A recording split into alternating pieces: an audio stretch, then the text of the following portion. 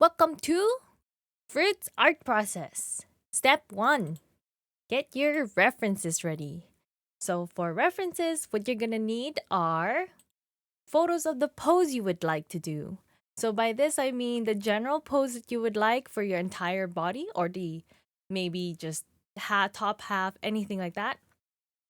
And then a bit more precise photos like for the hand, if you want to draw a peace sign, make sure you find either a photo of a hand with a peace sign or do it yourself. Take a photo of your hand any way you'd like. And then the character you will be working with. So for today, we'll be working with myself. So I'll have this photo basically so that you don't miss any tiny little detail. And inspiration. So for this one, of course, it's gonna be for inspiration.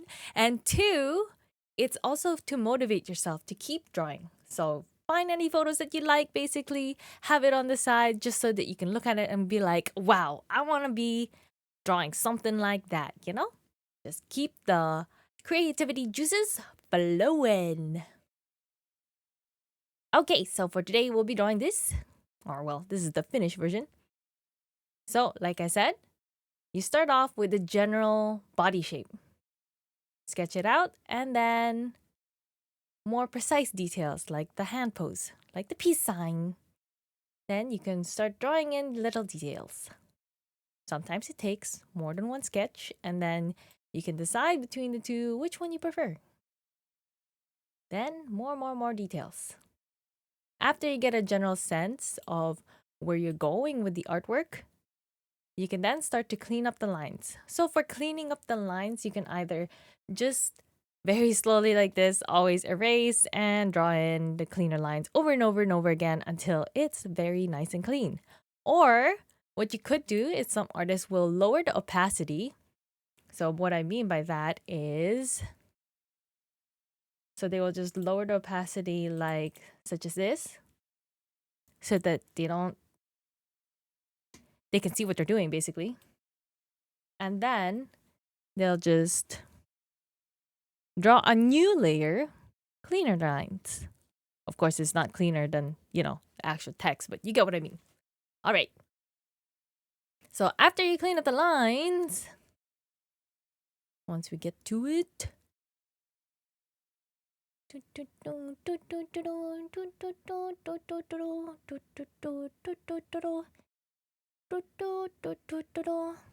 okay, once you get all your lines nice and clean the way you like it, then you can start coloring in bold colors. So the reason why I will start off with something like this, a green color. One, well, my character has white hair, so I don't really like working with staring at a blank white screen. It's very bright. That's why I have a gray background.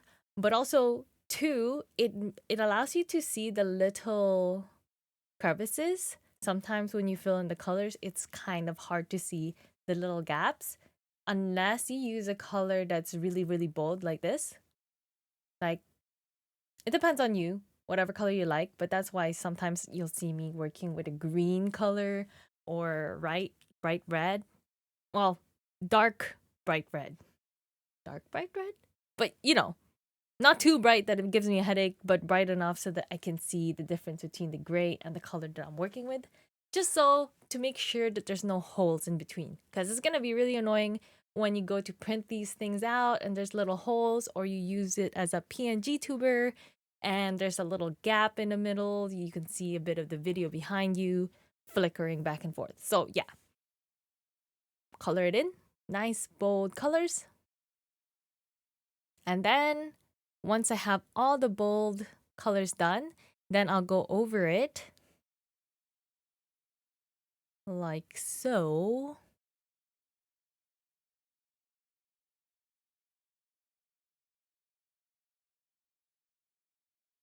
So let's say this is my bold color.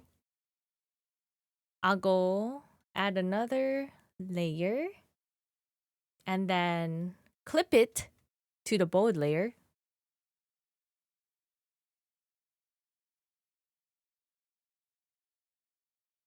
Once you have a clipping to the bold layer, then I'll add dark shadows, or I'll use an airbrush tool and make some softer shadows. And then after that, I'll add even more shadows, but nice and soft. Something like this. And then I'll add another layer, because I do love my layers, and add highlights. Basically like that, with either airbrush tool or a mapping pen, depending on what style art I would like to do.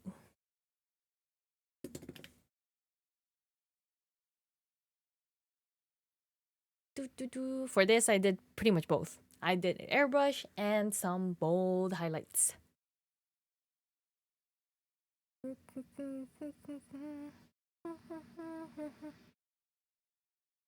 Ta-da!